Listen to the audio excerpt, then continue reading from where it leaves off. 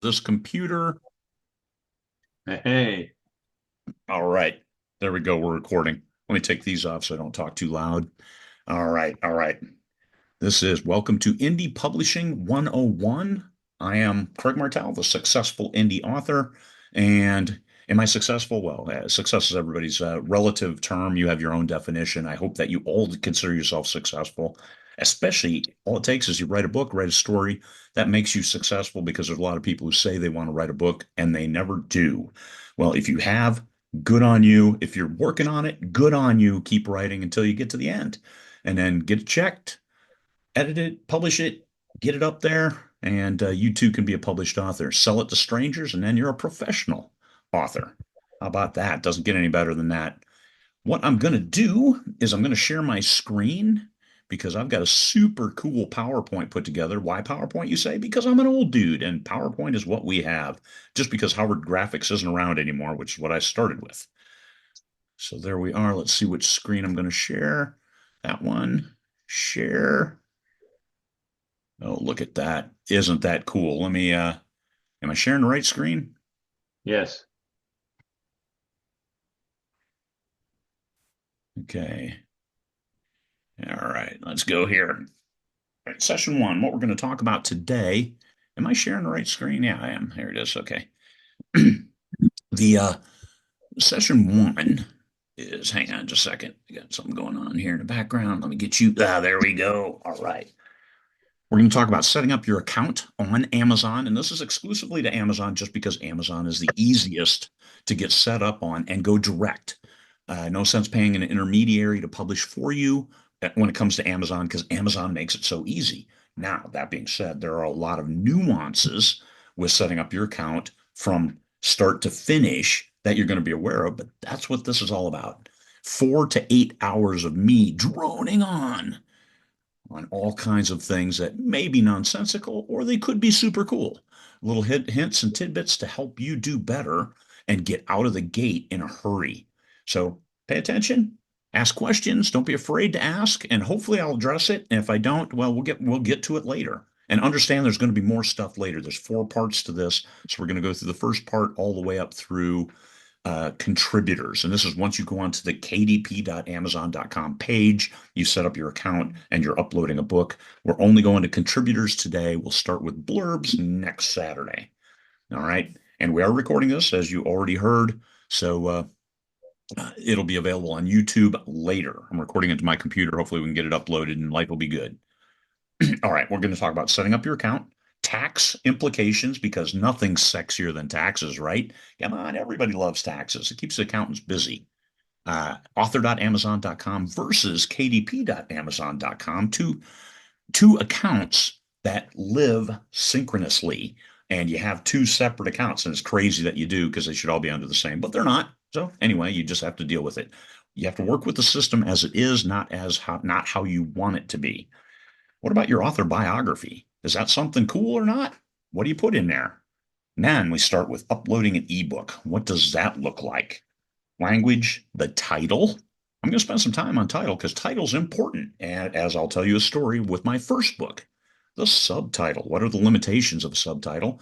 Series, what can you do on that series element? Edition number, author, contributors. All good stuff. No, that's not good stuff. It's great stuff. Yeah, I'm excited about uploading on Amazon. So setting up your account. What do you do? You've got your book. It's with the editor. You're going to get it back next week. And holy crap, what do I do now? How do I upload this to Amazon? Well, you can have only one account for publishing books, only one for publishing. So you might have your personal account, which when I've published my first book, I'm like, hey, what do I do with this book? I'll publish it. Hey, I can do that right from my account. And I did that. Well, if you want to maintain some kind of anonymity, well, then you're going to have to set up a separate business account. Make sure the most important safety tip I can give you to keep you from getting booted for life from Amazon is that business account absolutely has to be separate. It has to have a separate email, it has to have a separate entity, and it probably needs even a separate address. So you need a P.O. box or something like that to completely separate your business entity from you because otherwise you risk having Amazon take your account. and close it because you can't have two accounts. Now you can have a personal account, you have business, but that business account has to be so separate that there's no overlap. So I do it for my personal account. I don't care. I publish under my name. I'm not hiding anything. I live way the hell out here. Nobody's coming out to get me. I don't live in a big town. Also, an important safety tip: I will drink coffee throughout. So if you get offended by Slurpee sounds, I'm sorry. I have creamer in there. I can show you. It's let's see. You see, it's kind of creamy. It's actually amaretto that's in there because why not? It's 7:10 in the morning. Amaretto creamer. It's not the alcohol. Come on, relax. I'm not that kind. All right. So your two accounts. I always recommend a personal account just so you don't accidentally get on there, start uploading a book and accidentally upload a book while you're on your personal account. And all of a sudden you lost your account. What the hell? I didn't do anything. Yes, you did. You published with two separate accounts as the same person. Yes, that's something. And Amazon takes great offense at that. And it'll take an act of Congress to get your account back. So don't make that mistake. If you separate your life, you absolutely have to separate your life on Amazon. So use the one account and always use that one account. Never make a mistake of logging in on the wrong account and publishing a book. I mean, it's so easy. You get on there, you just start publishing away. Okay, it asks exactly, everything looks exactly the same until Amazon comes down and says, it wasn't. You're evil and you're out of here. Nobody wants to hear those words. Well, once you log in on Amazon and you say, I want to publish, you go to kdp.amazon.com. That's the bookshelf. That's where you will upload your book. And that is the default because it's Amazon. If you have your passwords and stuff saved on your computer, it's going to come up with your default, which is your personal account. So once again, you have to separate your life. You have to have your wits about you whenever you're whenever you're publishing. So this is what made it easy for me. I went to KDP and it's like, hey, I already have an account. Well, you can log in, but you can't do anything until you set up certain things with kdp.amazon.com. So you do that one first. And then when you have that account, now you're going to have access to author.amazon.com. And we'll talk about what that means later. That's your author account. That's you being listed. That's your biography. That's the ability to adjust blurbs, the ability to add reviews and add like outside reviews. I'm not talking reader reviews. These are like a company or a big name is blurbing you. That's where you would go to put those. ACX, uh, Audible, what is it, Amazon Creators Exchange, where they have Audible as their sub company. So if you do audio, you'll have access to ACX, advertising.amazon.com. So once you log in with KDP, you'll have access to all of these others. Now you won't have stuff there, but you'll be able to get in and then do what you need to do. All righty then. KDP.amazon.com. What do you see when you log in? You see that. There you go. That is it. Understand and look at that page. You'll see up on the top above what looks like Bookshelf Reports Community Marketing. Oh, there's another list of actions that you can take above that. Your account, English, help, sign out, give feedback. So when people say use the contact form on Amazon, it's under help right there. And that changes when you go to Bookshelf, when you go to report, you go to that help. That help changes with the location. It's not necessarily the same place. It's not the same action bar on top of the screen. So just understand each screen is different. Each screen brings you different opportunities. So here you are, Bookshelf Reports Community Marketing. Each one of those do cool things. Where do you start? Oh, there's so much. Oh my God, marketing. I'm not going to stop it. You haven't published your book yet. Don't do anything until you publish your book. So what do we do? You go to click. Let me jump ahead. You go to your account. You can see it right there. Whoa, hey, out of control. You go to your account, and that's where you're going to find the tax stuff. So Amazon will always take care of sales tax for you, which is cool. Because if you've had to deal with tax from different states, it's not cool. Let Amazon deal with it. So if you're selling paperbacks, Amazon will take care of any sales tax. For payouts, Amazon doesn't withhold any income tax if you're a US citizen unless you request it. Generally, they withhold zero. They will send you a 1099 unless you're registered as an LLC or some company, and then you won't get a 1099 from them, and you'll have to account for the revenue that they sent to you they put into your bank account, and then that's what you send to your accountant. You don't have a piece of paper from Amazon saying we paid them this much, but that's how companies have to deal. But you as an individual, I get a 1099 because I'm just registered with them as an individual because that's how I published my first book. So when you're first going in, the way you go in is the way you stay in. It's the easiest way to avoid any kind of implications of two accounts and getting your account closed down. I absolutely cannot have my account closed down. I've got hundreds of publications, so no, I can't risk that. All right. So Amazon. Now, if you're outside of the U.S., Amazon will withhold naturally 30% unless you have to complete your tax interview, of course, and you need a unique tax reference, a taxpayer identification number, which will then get your tax reduced to 0%. And that's good because if you're living in the UK, 30%, that could add up to a big number. So you got to complete that tax interview. Make sure. Sometimes you'll think you did, but you got to double check. Make sure you completed that. That's all under that account area.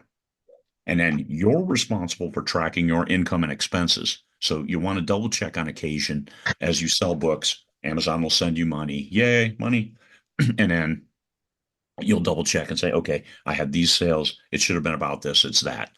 If there's variations, understand that the currency, when you get that report, the currency, if it says you sold 30 books in India and it says you've made 85 bazillion rupees, understand that that may be $7.15. So just understand, and it'll tell you what currency is what that number relates to in currency. So just you can't do a straight add if you have Excel because it's different. You have to wait until the conversion. So 2 months later, you'll find out what Amazon converted that currency to. You can get paid in whatever you want. Good. I need you to make some labels. Why is somebody talking? Why are you not muted?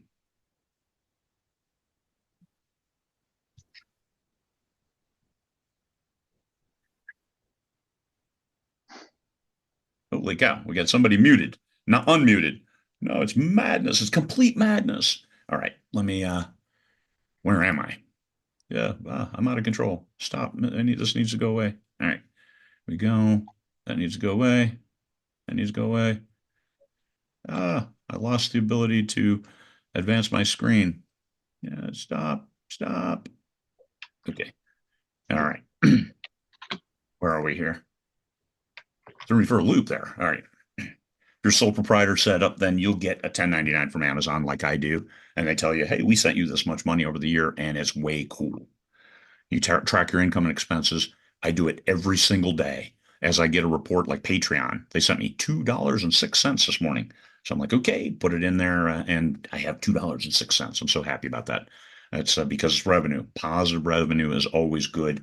Never worry that it's too low because too low can grow. I'm going to patent that. Too low can grow. All right. Your account. This is where you find your tax information. That's where you go.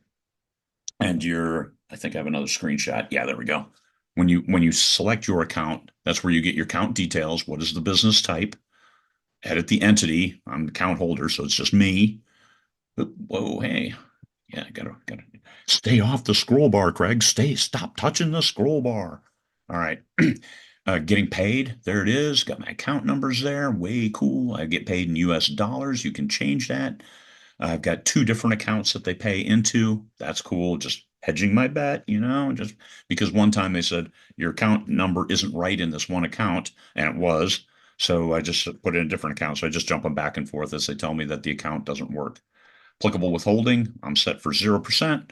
You can see that there's your tax information. There's all your stuff. That's the cool stuff. All right, update access tax profile. When you do that, Amazon will send you a note, said, hey, somebody just updated your tax profile. Was that you? And you'll say, yes, it was me because I'm cool and I keep my data up to the minute. All right, tax information. I know I spoke quickly. Tax taxes aren't as exciting for other people as they are for me because I do my best to I pay a lot of taxes, but I do my best to avoid taxes. That's why I spend a lot of money on my business because then it doesn't go to taxes. Anyway, this is a constant battle. I pay in cash. Be the resistance. Pay in cash. You can't see me. I'm taking a drink of my coffee. me, me stop share. There you go. See, drinking my coffee now. All right, let's go back to sharing. Oop, I lost the ability to share. Hang on. Here we go. All right. Sharing again. All right. I think that was important that you saw me drinking my amaretto creamer coffee. It's very, very light. All right. kdp.amazon.com. This is where the magic happens, and this is the main source of your data. This is where you find your reports. This is where you find how many books you sold, how many paperbacks you sold, how many page reads you got. If you use AI audio, that's where that information will be. And it's where you upload your titles for distribution, whether they're ebook, audiobook, paperback, hardback, Vella, serial, all of that gets on here. kdp.amazon.com. And we're actually just going to talk about ebooks just because there's so much here. But let's get your book up there in the first place. Let's get that ebook published, declare victory, and then move on to the next stage of selling that bad boy and getting strangers giving you comments about your book, leaving reviews saying, hey, I like this. Where's the next one? What a great question. Don't get defensive. Be happy. Say, I'm working on it now. All right, where are we gonna go? Okay. So you log into Bookport, kdp.amazon.com. You go over to reports, and this is the reason I'm sharing this at this point is so you can see this is where you get all your data. You can collect super cool thing here. We can see orders, KNP, that's your word count. If you are exclusive KDP Select, which is where Kindle Unlimited readers will find your books. If you're not in KDP Select, Kindle Unlimited, then your KENP will be zero. You can get some month-to-date reports, which that downloads. That tells you 7 people bought the ebook at this price. Here's this 70%, 35%. Promotions, what kind of promotions do you have going on? And that's if you have KENP. If you have KDP Select, then you'll be able to book promotions such as 5 days free or 7 days of a reduced amount with Kindle Countdown deals. This is also where you can pull up pre-order numbers. If you put something up for pre-order, look at that. Cool. People are buying your book and it's not even out yet. It doesn't get any better than that. Royalties estimator, dashboard for Kindle Vella, your statements for your prior month royalties, and you don't find out what the KENP payout is until the 15th of the month following the month where you earn those page reads.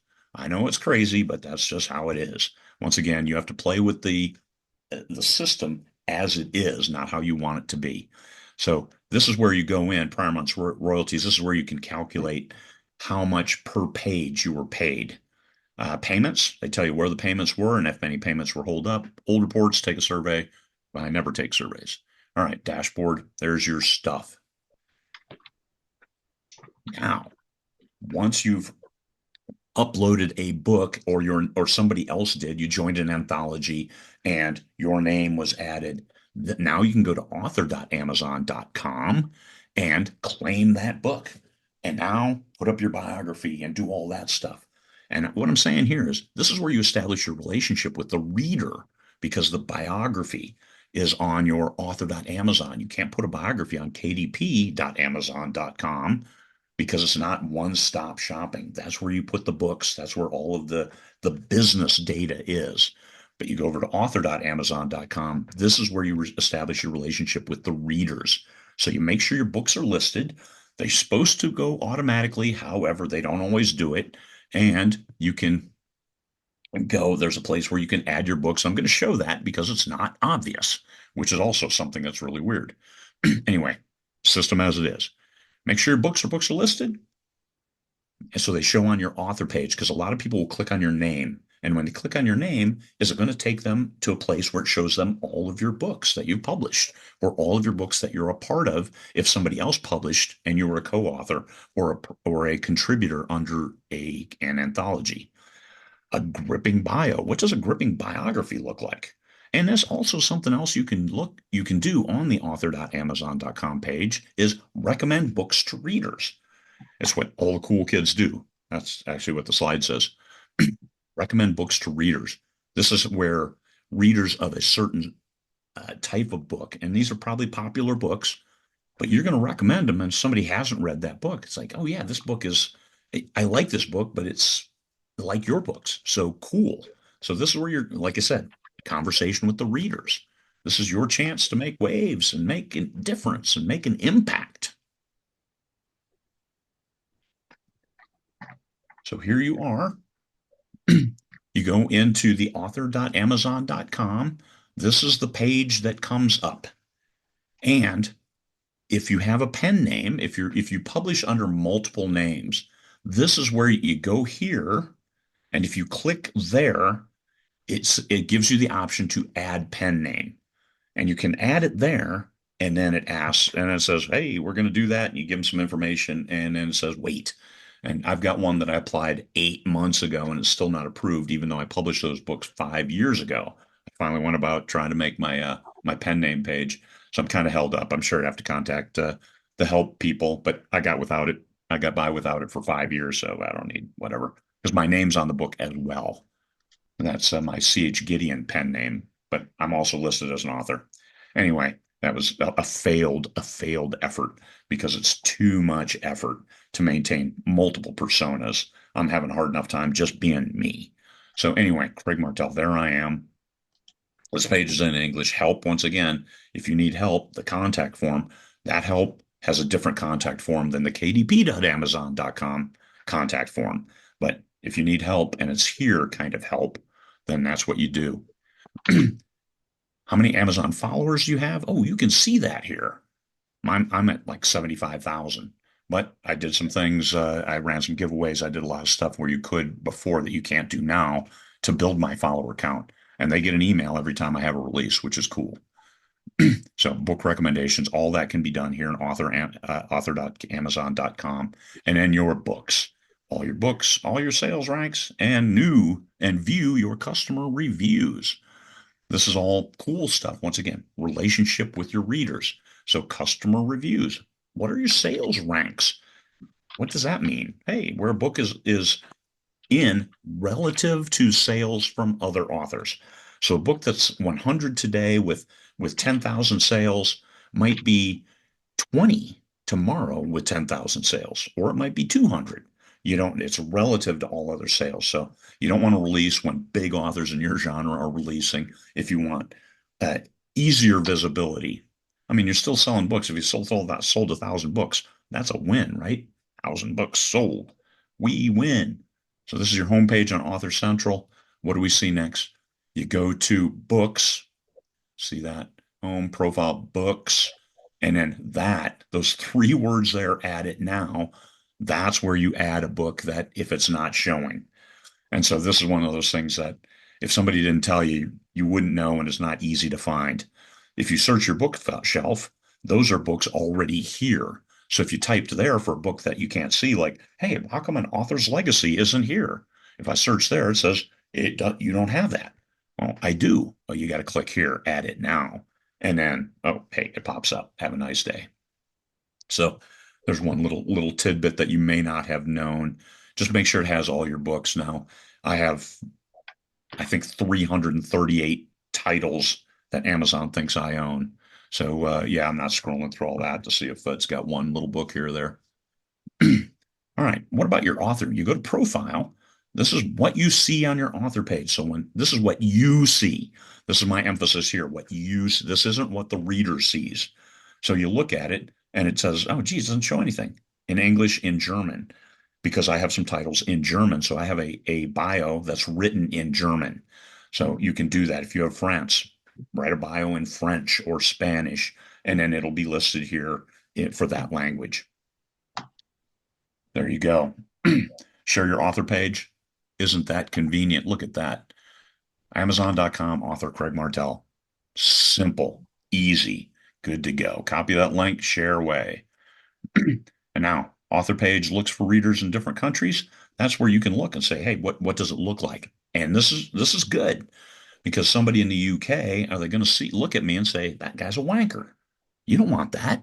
So take a look and maybe use a better picture. I use this one because 8 years ago, all the great sci-fi authors had pictures of them in sunglasses, in mirrored sunglasses. And now I don't see anybody with mirrored sunglasses. I'm the only one out there, so I look like a dork. But I'll maybe change that. Who knows? And this is where you would do that, right there with that super cool pencil. That's where you would edit and change that. Author biography, no links. They used to allow them because I used to have a link in mine, but then I took it out when I heard people said they were getting a hard time from Amazon. So no links. Some people still have them, but understand that's grandfathered in, and they just haven't hit the been highlighted yet. So I encourage you, don't put links in there. What you want to do is you want to make yourself interesting. Do you want to use first person or third person? Well, for, like post-apocalyptic as a genre generally uses first person. So maybe first person is the right way to go. Are you having a conversation with your reader, or are you distant and telling somebody else about you? Craig Martelle is a international best-selling author. Is that how you want to do it? Depends on the message that you're trying to send your reader. Short, long. First paragraph needs to resonate, and understand that first paragraph, 260 characters. I did the count. I pulled the information. That's all you get. That's above the fold. And I use above the fold term. That's when newspapers were in uh, street vending boxes. Above the fold is what they could see. And that was where the person decided, am I going to buy this newspaper or not? So above the fold is critical because here, is somebody going to click read more or not? Generally, they don't. So you got to hook them. 260 characters is aligned with your genres. This is also something that can help depending on what you're trying to sell. My thrillers have become a big deal. So in my bio, I'm talking about the three-letter agencies that I worked for the government for decades. So, or do you write cozy mysteries? You want to talk cats or tacos or taco cat? Taco cat, you understand, is a palindrome, the same backward as forward. So you should always talk taco cat when you can. Whatever the reader will find enticing. Do you want to use humor or not? All depends on your books and the image you want to leave with your reader. The goal is to be an authority about what you write. If you write humorous books, be funny. If you write serious, hard science fiction, be technical. If you write thrillers that deal with three-letter agencies, show that, hey, I worked for the three-letter agencies in the US. So I kind of know what I'm talking about. And some of this stuff, I have some chops. Read my books and determine, am I full of garbage or not? Here we go. Let's see. This over here. Click there. There we go. So about the author, this is the 260 characters that you get. I also have a long, long series of Space Lawyer, about a space lawyer. So that's where I went. Craig went to law school. There we go. Got that squeezed in there. Some stuff. And I did third person because why not? All right. So this is what the reader sees. Previous was what you saw. Now this is what the reader sees from the product page.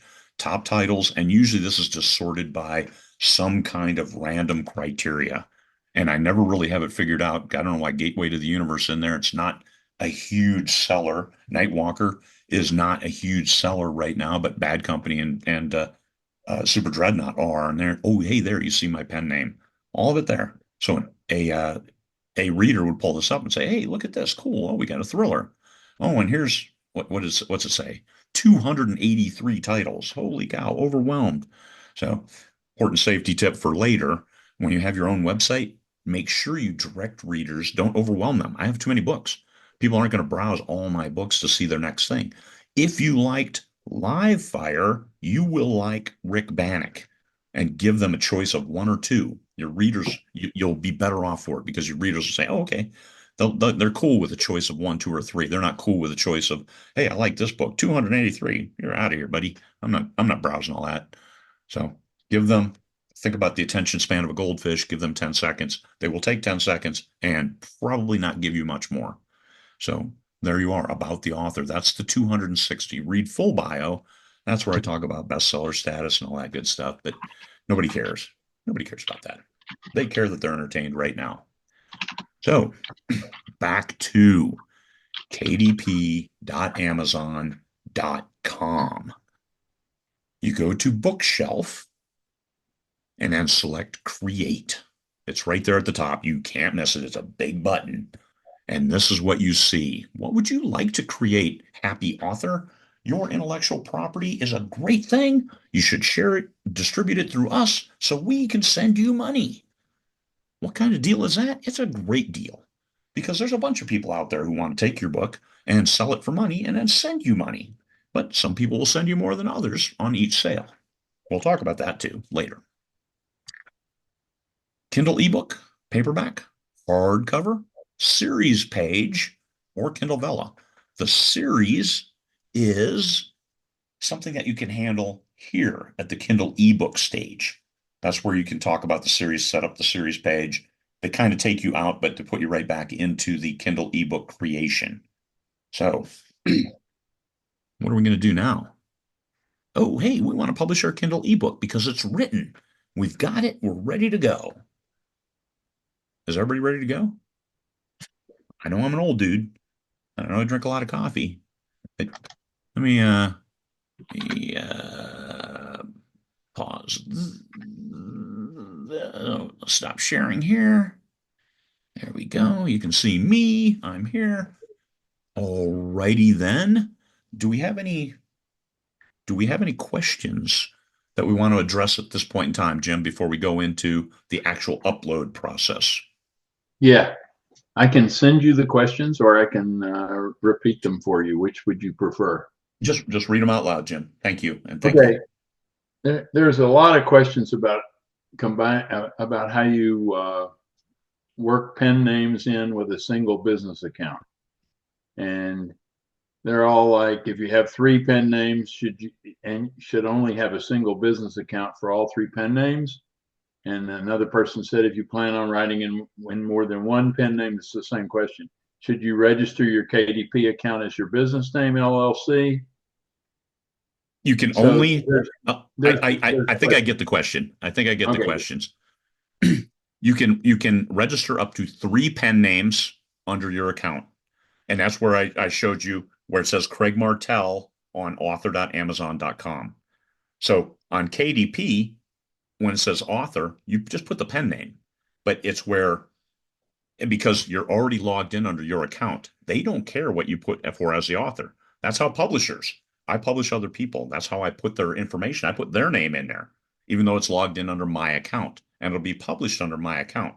So you go over to author.amazon.com, you go to your name in the upper right hand corner, you click on it and it says add pen name. You can add up to three pen names on that publishing account. So if you have a lot of pen names, this is where you're not going to have an author page, so you may have to disconnect one of your previous pen names. I know people with 7 pen names. I don't know how they do it because you can't have multiple. You might have to set up a completely separate business and a completely separate account to have then more pen names. And then you can never cross the two, like accidentally publish the one in the wrong account because now you have multiple accounts and Amazon will close your accounts. So you don't want to do that. So if you have pen names, simply go to author.amazon.com and add up to three.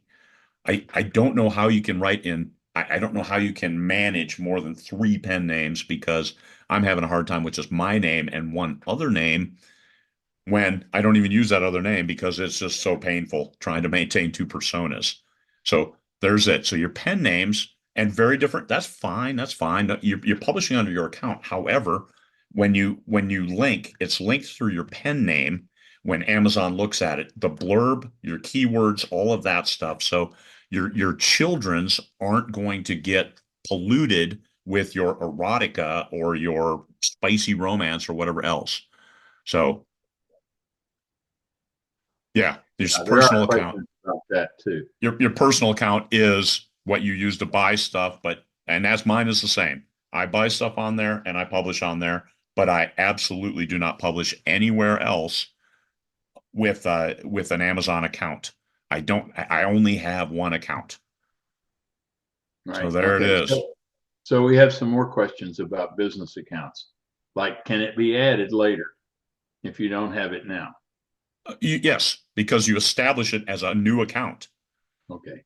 But can you fleet your books over? Ooh, now you've got the big question. Right. So that's why I'm still publishing under my name. So if later you want to do that, I would recommend you start a business and now start a separate business with a separate Amazon account. That is a significant and monumental administrative effort that doesn't do anything for you writing a book. So understand that if you want to do that, that's indie publishing 201, not 101. So let's just stick with 101 for now. Right. So And is there what? we Yeah, have people who have already published under their name, yeah. and now they want to know, can they move this to their business account? And that's your sticky point. And the sticking point that I've heard when I've talked with Amazon on this is you move the books and you close your current account. But that's my personal account where I buy. You want to play by you play by their rules. It's their game. So moving it to a business, yes, you move it all there and you close your account and you open a new Amazon account for your personal stuff that you don't ever publish books under. You, you're Okay. you're messing with fire at that point. All right. Let's move to taxes.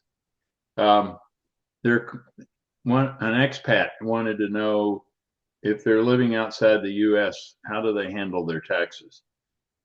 And that sounds like However you have any income. I mean, that's a pretty simple question because you're when it comes to taxes as an expat, your earnings, it depends what kind of taxation structure you're under. If you are getting if there's a bilateral agreement between your country and the US, like say you move to Spain, which I'm intending to move to Spain, there's a bilateral agreement. So if I pay taxes in the US up to I think the latest is like 119,000. If I pay those taxes in the US, then I am relieved of paying taxes on that 118,000 in Spain, but then I'll get taxed in Spain on the amount above that. Every country is different. So just understand, I would get an expat accountant and find one that others have worked with that knows how this works, just to make sure that you aren't going to get yourself in trouble. That's the big thing. okay. What about if you've licensed one of your books to another company?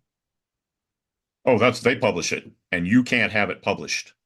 And that's a KDP kind of question. You can't have the same book published in multiple places. Now, that's if you're exclusive. If you're not exclusive, you can, but then you risk getting your account flagged because you can't publish your book in multiple places. It's really you get you other distributors, but not other places on Amazon, whether you're exclusive or not.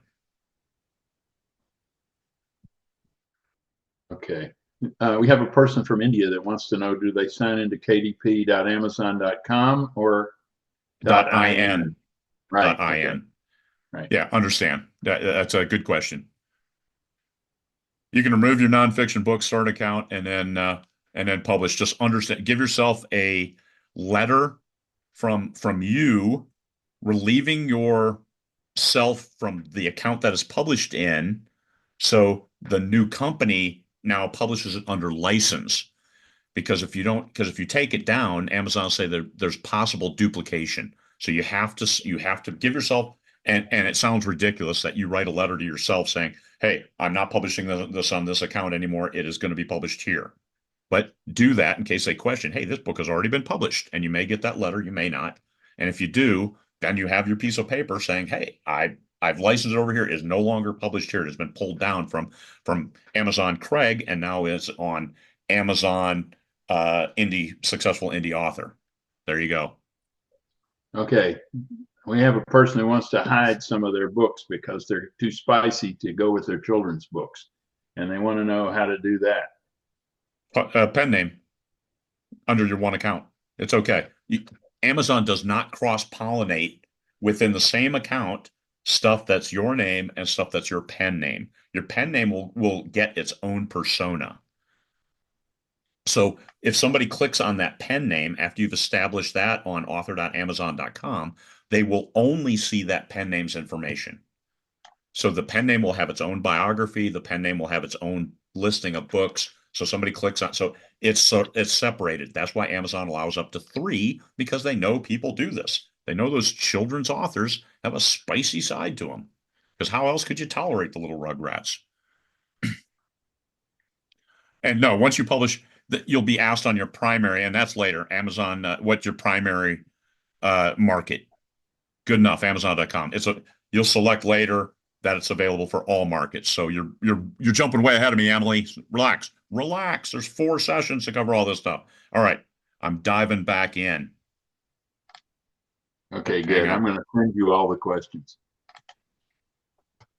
for your records. Screen to share. All right, there we are. So we're going to click Kindle ebook, create ebook. We're doing it. We're doing it. We've got our snorkel on and we're going deep. All right, here's what we see. Here's what we see when we first select create ebook. And now I've started a book. I've got my memoirs, and I thought I'll publish them here and I'll walk you through the process as I go. That's nonfiction, but it doesn't matter. Nonfiction, fiction, absolutely doesn't matter. The process is exactly the same. So language. So, and when I select English and I'm on the .com market, it loves me on .com. It loves me on Amazon US. Now, you can select Germany. You can select German. You can select French. You can select Spanish. You can select, there's a myriad of languages you can select. And that will then, this is what drives your primary market. So when I select German, it's supposed to put my book into Amazon.de as the primary market. Or if you put French, Amazon.fr. If you put Spanish, well, it's best guess. It might be Amazon.es. It might be Amazon.mx. It may be Amazon something else. Portuguese, you don't know if you get Portugal or Brazil. So anyway, that's your way to get a primary market. So select your language. Book title. Book title. I need to spend some time on this because my first book, let me tell you a little story. My first book I published, I called it It's Not Enough to Just Exist. It was an Alaskan post-apocalyptic survival book. That was my very first book because the whole book is about being more than just surviving, just existing. Well, we have to rebuild society, culture. We have to live for more than just to breathe and eat something and then the next day do all the same again. We got to do more than that. So that book title. So when I started running ads, it's not enough to just exist. I had a huge response from girls aged 13 to 17. Okay. You know what girls aged 13 to 17 don't read? Alaskan post-apocalyptic survival books. So, and that's when Facebook gave you all the demographics. So I'm like, okay. And then that book was actually picked up by a traditional publishing house. So, and they're like, we got to rename this thing. I'm like, yeah, I know you do. And so we renamed it End Times Alaska because Alaska, end times, post-apocalyptic. They wanted that genre aligned from the word go, and the cover genre aligned.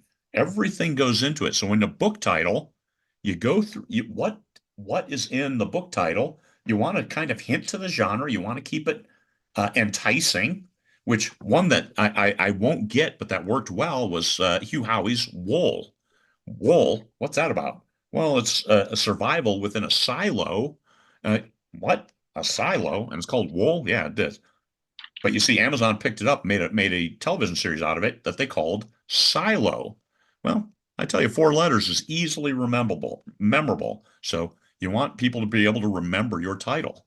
So let's see what I put. Life can be fun. And so, hey, What the heck? It's my memoirs, right?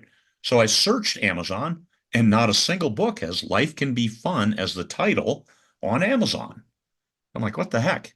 I mean, I'm not sure I'll stick with that title. I can change it. And you know what? I can change it later until you make a paperback, and then you're kind of stuck. Paperbacks, they don't let you change anything. And that is a nightmare trying to link a new paperback to an old ebook after you've already had a paperback link to it. That's the challenge. And I can discuss that later, even though just you don't want to do that. Make sure you get your paperback right from the outset. If you got to change it, you can, but there's a lot of extra steps. All right. Subtitle. The subtitle is supposed to be on the cover. So when you look at the Amazon terms of service, it says subtitles on the cover. However, Amazon is all about the reader experience. So life can be fun. If I put a memoir and I don't put a memoir on the cover, Amazon isn't going to hassle me over it because the reader experience, there's no doubt that this is a memoir. It might be a Marine's memoir, a Marine turned author's memoir.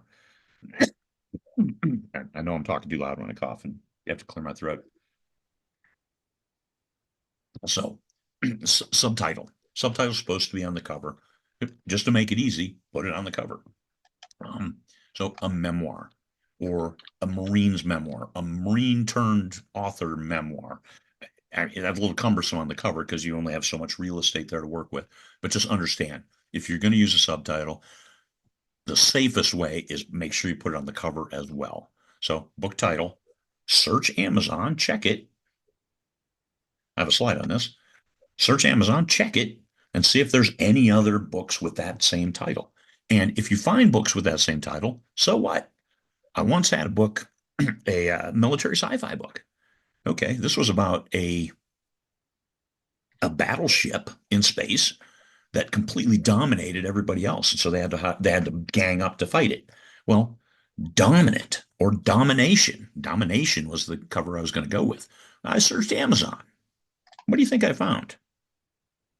You don't search that term. You're going to find every flavor of erotica, BDSM, and so I'm like, okay, I'm not going to call it that.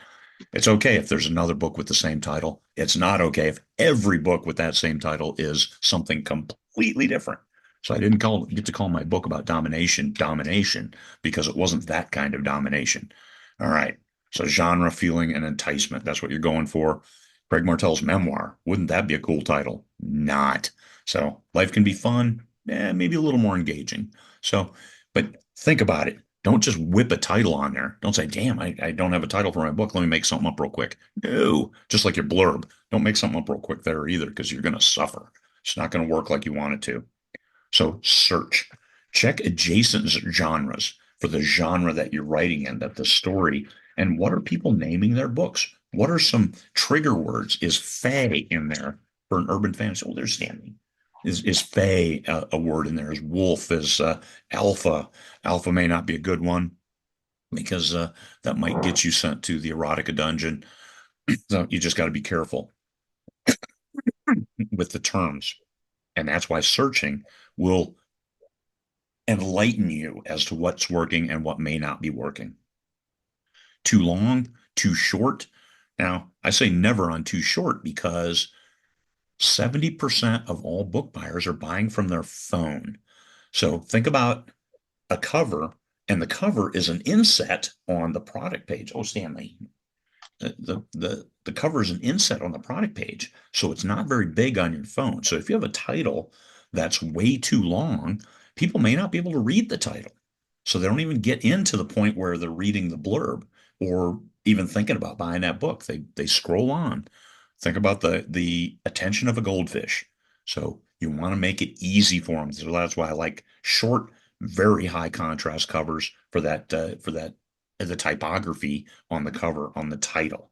Just want them to remember it, being able to see it at thumbnail size, and then then move on. What about pun, sarcasm, humor, wordplay? I remember seeing a movie, The Wonders, but they spelled it Oneders. And once they hit it big, they were playing on the radio and they called them the Oneaters. So wordplay, you got to be careful because if people can mess it up, they will. Are You the Wonders? Wonders. There's a word for that. Let's not be too cute because then you'd start losing readers. Everything is about gaining readers, not losing them. So subtitle, supposed to be on the cover, and no keyword stuffing. Like Life Can Be Fun. That's my memoir title. Memoir, Marine, uh, life, author, and it's just a big long list of keywords. Amazon takes offense at those because that does not improve the reader experience, and you're going to get your book pulled, and you're going to get a warning. You don't want that warning because then you're always on the hit parade. All right, let me go back here. There we are. Book title. So think about your title. Don't jump into it. It may sound great, but still search it. See what books in that genre are sporting a comparable title. Subtitle, if you've got it, I recommend you put it on the cover just to be on the safe side. And then move on. What's next? Series. Once you click that series button, this is the choices it gives you. Add title to a series, a new series, and you can create series. This is those buttons up on top where it says create ebook, paperback, hardback, series, or Vella. You could have done it there, but you can do it here for your first book in a series. Do it here. Create series, and then make sure that there's no doubt this book will be linked to that.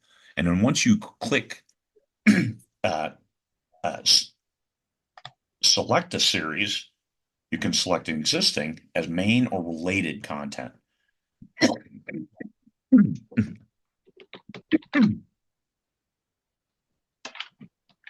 Sorry about that. I'm drinking my foofy coffee. All right.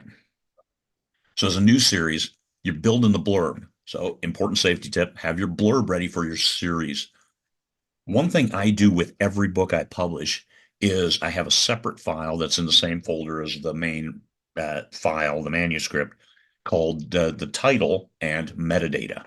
And that's where I put the keywords I want to use, the categories I want to use, the blurb, and iterations of the blurb. So if I use a new blurb, I keep the old one just in case, because that new blurb may not resonate and you may want to resurrect the old one. So don't delete old blurbs. Just keep them. And if they don't work, so what? It's down at the bottom of the file. That's where you put the page count, ISBN number, white paper, 5x8, just so you know, here's all the data associated with my book. And this is where you can put your blurb for a series and the whole series, not just the first book.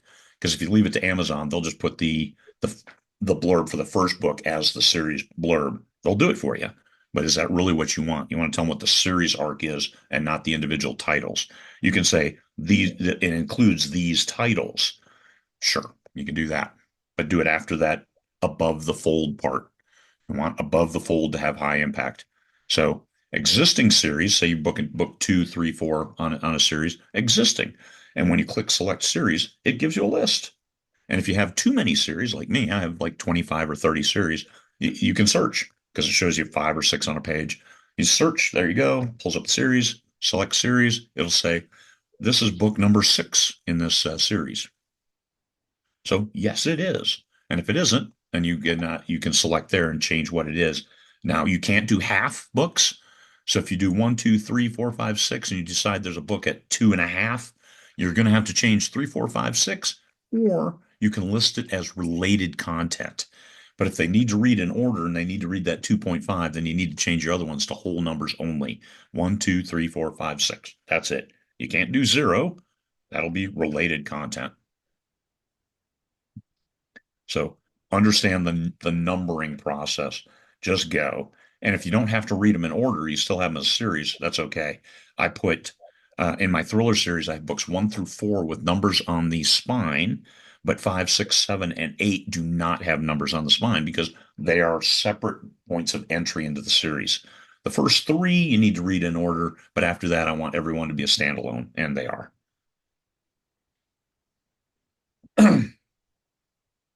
Holy cow. I had 2 that are on the same topic series. So whole numbers, we talked about that. List them sequentially. Related content. So if you had a reader magnet, a short story, a collection, and it will show it at the bottom of the series page. So on the product page, oh, Stanley, I'm sure you can hear him. He's he's ready to go out again, and we're not going because it's not time yet. All right. Shown at the bottom of a series page. So on your product page, it'll say book one of whatever in a series. If it's one of 8, one of 21, if you click on that, because it's blue, it takes you to, whoop, did I jump ahead? Yeah. It takes you to the series page. And then you can scroll down. And if you're too many books, I have a 21 book series, so they show 20 books. So if you hit 20, show more, click on that, and then it'll show you the related content. But anything less than 20 books in a series, and you'll be able to see that related content at the bottom. So short story, anthologies, anything like that, that's where you'll get that information. So there you go, series. It's just not a click. And if it's not in a series, it's a standalone, skip it. You're good. Moving on. Edition number. This cannot be changed after the book is published, which is kind of weird because what about second edition? That's supposed to be a new book with a new ASIN. More than 10% changed within the book. And then you can fleet over your your reviews, but that takes an act of Congress.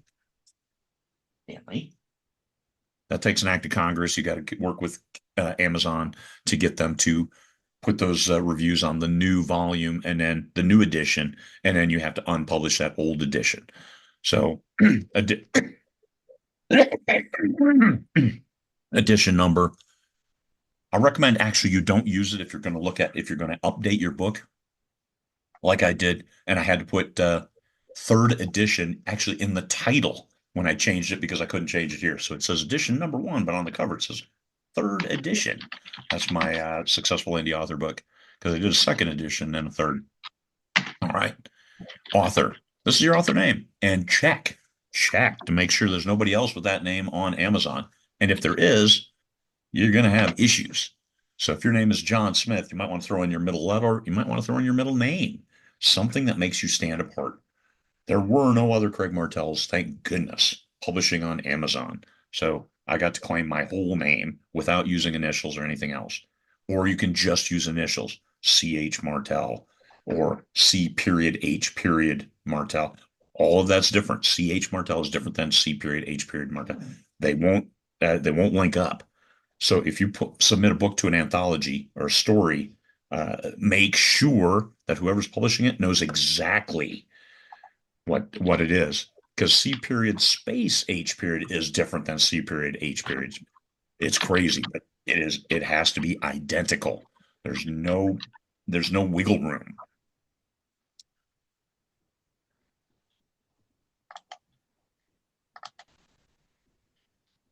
And then contributors, you can add up to nine additional contributors.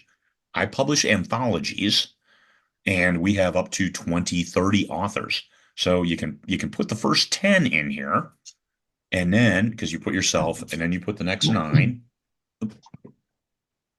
There you go. Stanley had enough. He had to go. He had to leave. First 9, and yourself, and you have 10. How do you get the other 10? You go up to that help, contact us. I publish this anthology. Here's the name. Here's the ASIN. I need to add these additional authors beyond the 10 that are currently listed. And you just list them exactly as you want them in there. Like I said, if it's C period space H period space Martelle, then that's what you put. If it's all small letters, if it's odd, you have to get it exact. So copy paste is your friend. Put in contributors. Do I put in editors or forward or other folks? Audiobooks and narrators automatically listed, but a forward, I will include it if it's a guest and a big name. Editor, I won't because I pay my editor. I mean, if somebody's editing for free just to get their name on my listing, I might, but generally I don't list my editor under this. I don't list the photographer. I don't list the illustrator is for internal stuff. The cover artist, that's different. I don't know why that's not listed, but I guess you could list them as an illustrator, but I don't do that either because I pay them quite well for their work, and I do list them inside the cover. So if you do the look ahead on any of my books, you'll see who edited it, and who did the cover for it, because I put it all on there. And that's how I found my cover artists for my books. All right, let me stop screen sharing because sometimes you feel like a nut, sometimes you don't. Am I the only old one who remembers that commercial? Stop sharing. Okay, there I am. ASIN is an Amazon identification number. It's you'll see it on every single listing. Go to any product page on Amazon, scroll down, you'll see the ASIN. ASIN is an important number. You change the edition if you change the book cover? No. Internal matter. Internal matter is what I would change.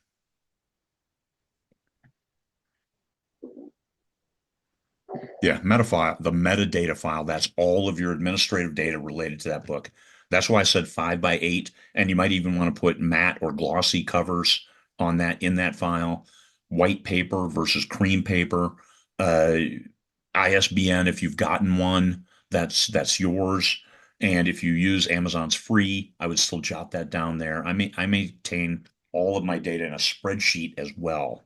But the metadata, because if I write a second book in the series, I don't want to recreate all of the metadata. So you pull it in, the page count will change, but at least you know that you're publishing 5 by 8 and matte covers, because if you publish as many books as I publish, you forget.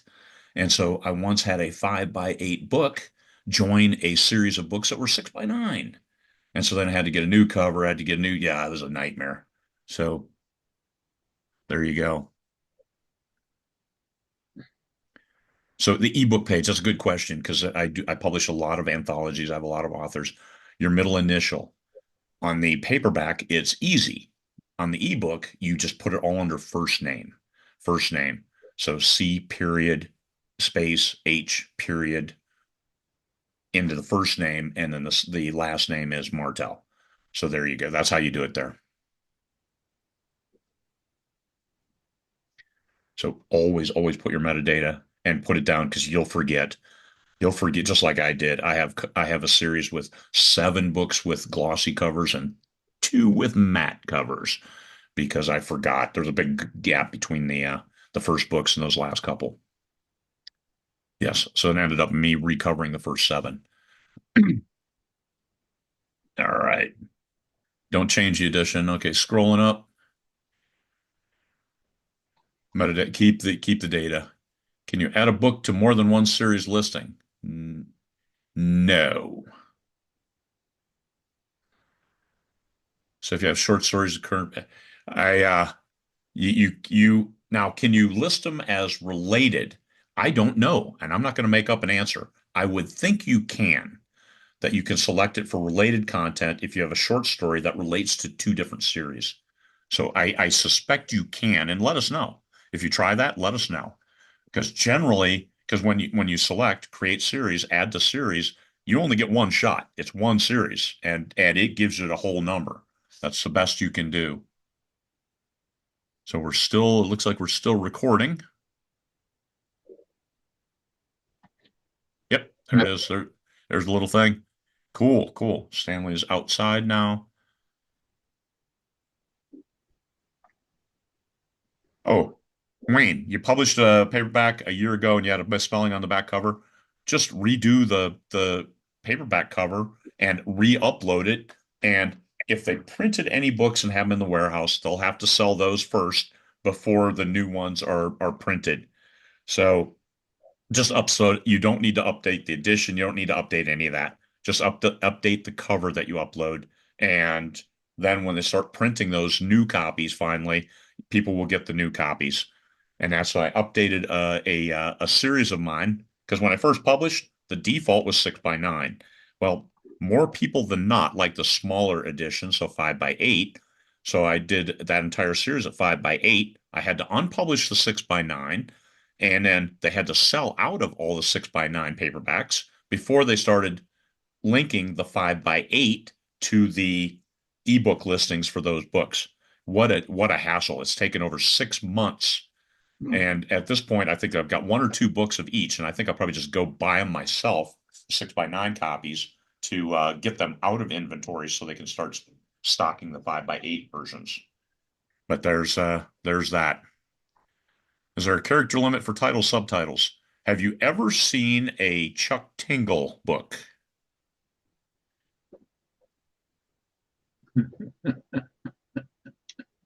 Yes.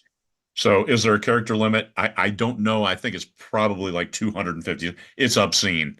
There's the Chuck Tingle books have obscenely long titles.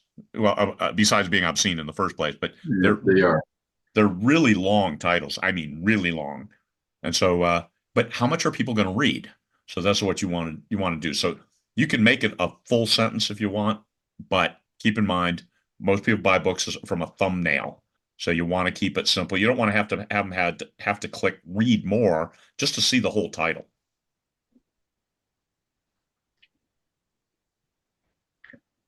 There's a good question, Craig, about whether this is a person who has their same prime account on both their business and their personal account, and will that create a problem for them? Yes. Don't fucking do that. Oh my God. Your Amazon Prime is because now those accounts are linked. Deconflict that and send a love note to Amazon and tell them I'm working on this because if you can't do that because now Amazon has those accounts linked because you're only paying once for Amazon Prime. Because if that's the case that you're only paying once, then hey, it's one account. If you're paying separately, completely separately for the two accounts, then they're separate.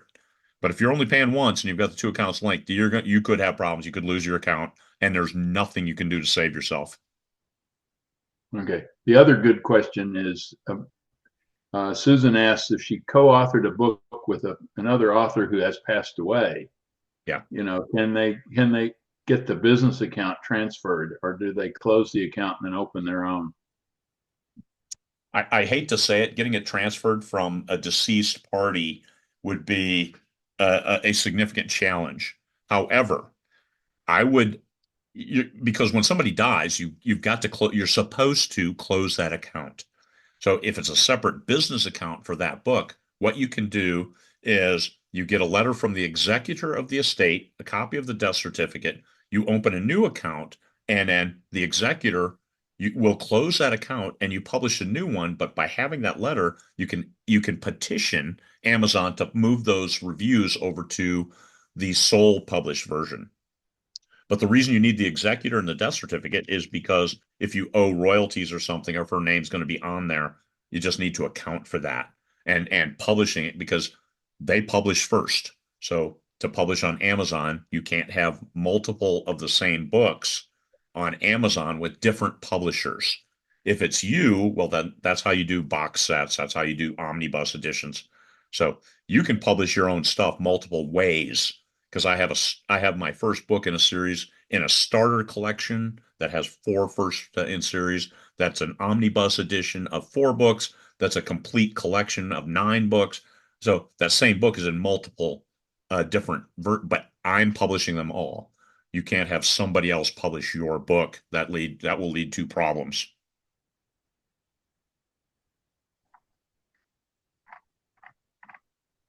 I think that covers the majority of the questions, if not Yeah, all. people and you people are necessarily concerned about separate business accounts and individual accounts, and you should be.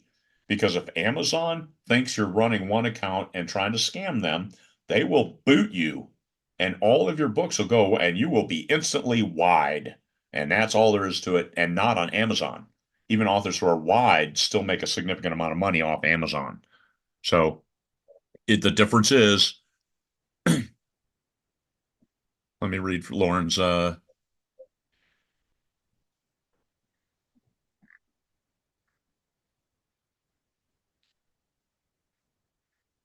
you use your real name and normal address to set up your business account, but use a business email, it's still at risk. If you've got the same address, Amazon could link those.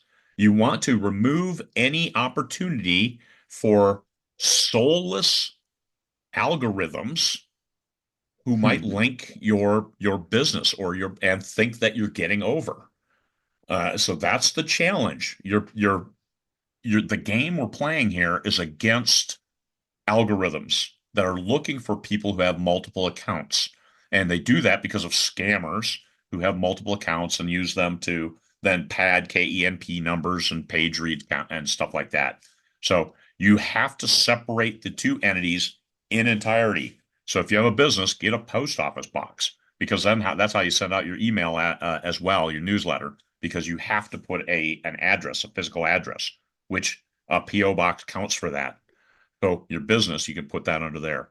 So, and Pam asked if you're publishing as an LLC. Yes, because then that LLC is then taken over by somebody else. But if a co-author is trying to publish a book that's published under an LLC, they publish it under their name. But if they take over the LLC account of publishing, well, then it makes sure your tax data is right. But you'll still need to shift that tax information to you, so it doesn't stay with a dead person well beyond their death. A DBA form is fine, but doing business now, separate the accounts. If you have the same account, who cares if a DBA? DBA is irrelevant. Which DBA stands for doing business as, for folks who don't know.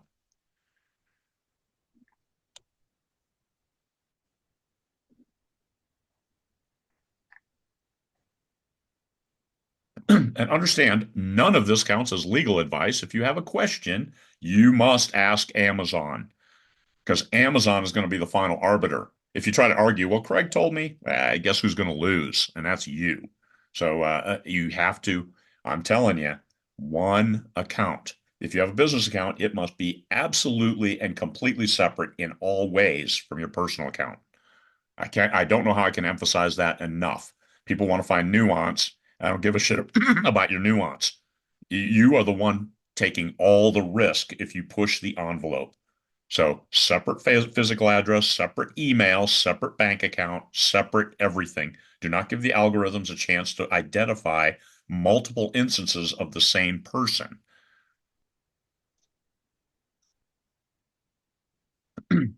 P. Mahoney, you're well ahead of us, sir. We're not asking that question yet. We've got that's later.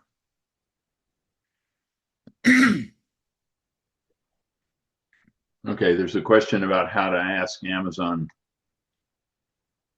to answer the questions that you just mentioned. Author.amazon. Where do you go to ask questions? Author.amazon.com. Help, contact us. Author.amazon.com. Help, contact us. Because author deals with your account. KDP, that's your bookshelf. That's the Content.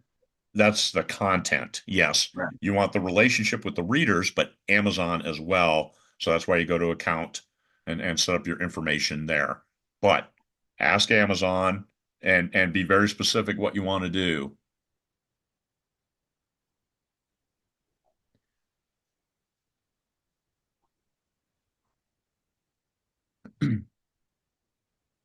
India doesn't do paperback. Well, then you got to find a local printer or a company that will do bulk print or POD. I don't know if Lulu or Book Vault is in India. So you just have to find a local printer.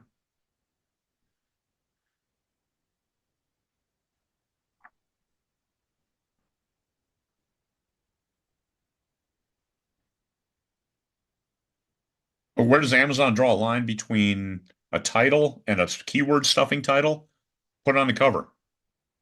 If it's on the cover, then it'll look moronic if it's keyword stuffed. But I use terms like a legal thriller, a space adventure, a legal space adventure. Okay, put legal space adventure on the cover. But if you have a legal space adventure with military sci-fi, then it looks moronic on the cover. So that's a difference. How does it really look? Put it on the cover if you have any doubts.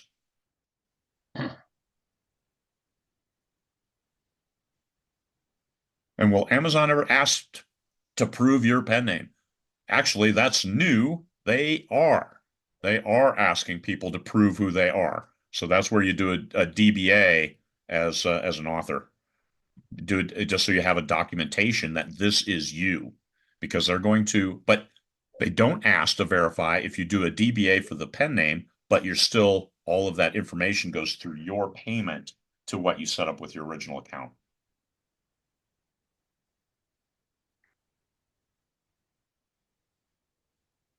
to keep personal and author profiles separate, does that mean anyone else you live with?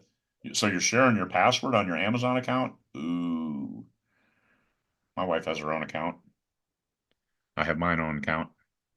So if you share your password in your account with people, you take that risk. Because the issue is, what if they want to publish a book and they don't tell you? Now you have two books published under the same account. You can risk losing that account. So anybody you live with, they really need their own account, or you have a family account with but don't publish any books. The big thing is, yeah, don't publish any books under that other account. Okay, as long as they don't publish any books. Because what we've been talking about here the whole time is publishing books. So if you have two accounts and each one is publishing books, that's when you have the problem. I'd like to think this isn't as confusing as it's coming across. Have a separate account for publishing your stuff. Like I have my own Amazon account. So I'm not going to mistakenly log into a different account that I don't have and publish my books.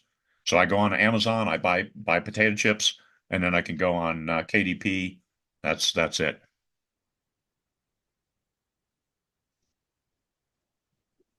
No name is reserved. So you select pen names are reserved. No name is reserved. But so you establish that account. You actually got to have a book published under that name. This is author.amazon.com. So you can't just, hey, list a bunch of pen names. I'm going to publish under these later. You actually have to publish the book first, and then you can claim them. You claim the name as opposed to reserve the name.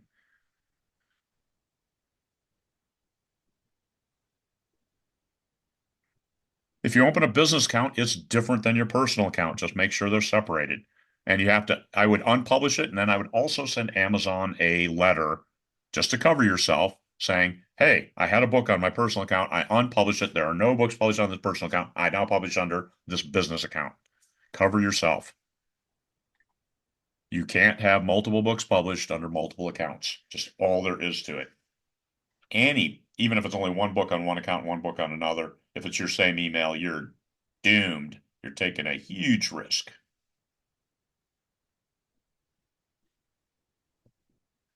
Let me tell you, maintaining multiple identities is a challenge, significant challenge, because if you log in under the wrong one, you could have problems. Just make sure that you separate those lives in entirety. And when it comes to pen names, make sure that you click over to the right pen name. And when you go to author.amazon.com to look at the data, to upload supporting blurbs from publishers and stuff like that.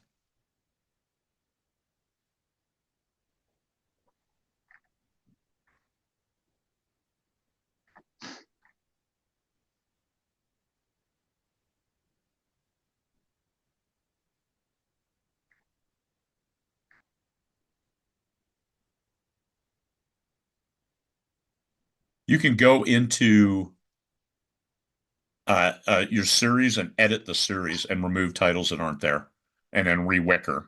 They're supposed to be on the covers. So if you have book 5, it should say book 5 on the cover. So they're supposed to be. Like my series that I don't have on the spine, I actually do have book 5 on the cover, but I don't have book 5 on the spine. So you can always edit the series page. You can add in stuff, but whole numbers sequentially. A number needs to be on a cover. So if you rewicker the covers, you can always redo the series page and realign them. So if only Amazon used to allow a blog feed on your author page, and that was cool because you could put stuff in the blog and it would appear, videos, all of that went away. The product page is prime real estate for authors, so they wanted to make the most of it.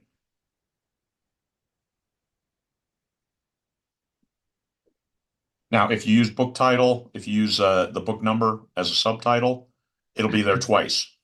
So it'll have your name, it'll have the book title itself, the subtitle, book 1 of whatever, or book 1 of this series, and then there'll be a colon, and it'll say book 1 of this series. So, or just book 1. So you risk having it show twice on the product page. And once again, you want to limit the amount of real estate you waste with duplicative data, stuff that's going to be elsewhere, or once again, above the fold. You want to maximize your impact above the fold. Look at your product page on Amazon, and I'm not talking the big screen. Look at your product page on Amazon on your phone and see what you see. And that's what 70% of the buyers see. Maximize your real estate for you to make an impact. There you go. There you go. Anything else new, different? Did you ever get a count? How many people we got in? Oh, 133. So I had 700 signed up. We got 133 in here. Thank you for We've uh lost for a few. for joining us. Yeah, yeah, I droned on. Stanley left. I don't blame him. I mean, it's freaking boring as hell. The let's talk more taxes. Yeah. But the public publishing, this is a tricky business, and you don't want to set yourself up for failure. That's why I kept my own name, and I know for reasons, for important reasons and valid reasons, people need to publish under pen names. That's why Amazon gives you three, and not more. So I would say seriously, seriously consider only using three and no more, and then keeping it to that in a way that you can manage those three.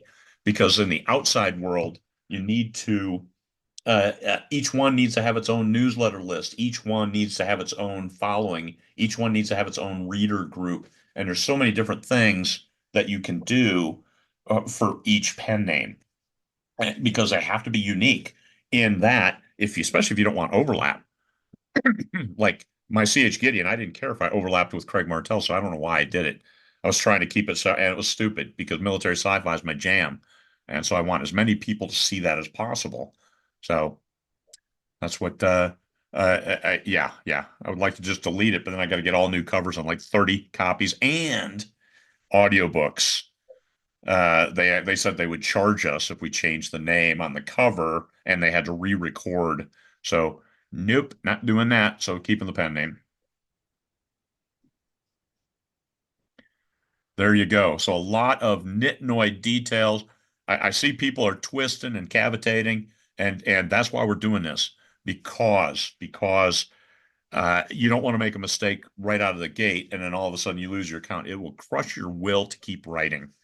Imagine you publish your third book and your account disappears.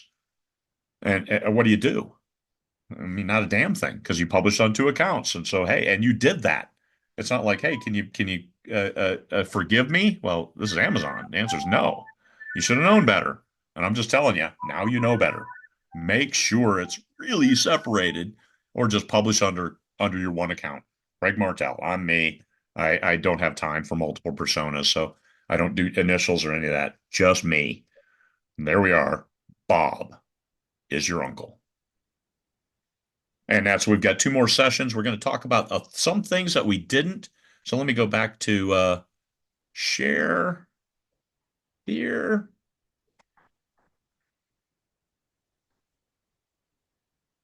So next week, we're going to talk about descriptions, blurbs, and that's going to take a while because we're going to go through some practice sessions in writing blurbs. So be ready to write next week, and we're going to talk about blurbs, practice. So if you're watching this on YouTube, when I pause, just keep it running. Don't try to jump ahead. No, practice writing that blurb. Practice writing the catchy one-liner. Practice writing what are the key points you want to put in the blurb, and then look at it and say, no, this is a synopsis and it's bullshit. We're not doing that. We're writing enticing ad copy, ad copy. And then we'll talk categories. There's a lot of information on categories, a lot of stuff that you need to do to make sure your categories resonate properly with your target audience. I always tell people, write a great book, put it in the right reader's hands. And categories is what it takes to put it in the right reader's hands. You do that, you are in control, but you're not in control because Amazon will override your categories if your description and your keywords don't match up. So you got to get those so you can improve your chances of getting the exact categories you want. So age, adult content, who owns the rights, publish now or pre-order, save as draft, and continue. And it looks like I left off keywords are in there too. We'll talk about those and make sure that you do the best that you can do when it comes to that stuff. All right, let me stop sharing. Thank you all. Thank you all for attending. That's an hour and a half. Not too bad. A lot of questions. I hope it helped. There's little nuances here or there, but we're really getting into the meat and potatoes tomorrow. All right. Okay. Do you want to tell people how to get your slides? I don't have the separate slides right now, but Okay. what I will do is I will break them into 4 bunches and I'll upload them to the Successful Indie Author Facebook group into the files section. And then once I'm done with all 4, I will upload just a single file with all 4 sessions worth of slides. So it might Perfect. be 50, 60, something like that. Thanks, Jim. Thanks for the reminder. Anything else we need to tell them, Jim? No, You're, I think we did a pretty thorough job. and you There's will some not be questions in here which moderating. you've already covered, which I think when they get the slides, they'll see. Okay. And you are not You moderating do next want to week. clarify that you don't publish under your personal account, which some people seem to think you did. You used your name as your business account, and that's where I think people are confused. I only have one account. My personal and my business are exactly the same. Oh, so you only have one account, Yeah. even the ones you buy stuff from. Yep. That's the one I publish under. Okay. All right. I think that then that And that's the clarifies one I that. have Prime with, and that's I mean, it's all cool. But that's it. Okay. There's no because I didn't want to risk any kind of overlap or Yeah. pollution. So Perfect. there we go. Next session is same time next Saturday and every Right. Saturday in October. Right. And I 8 won't be here. 8 a.m. Pacific, 11 a.m. Eastern time in America on every Saturday in October. Right. Thank you all for joining us. Have a great day and keep writing. I'm going to end recording. Recording.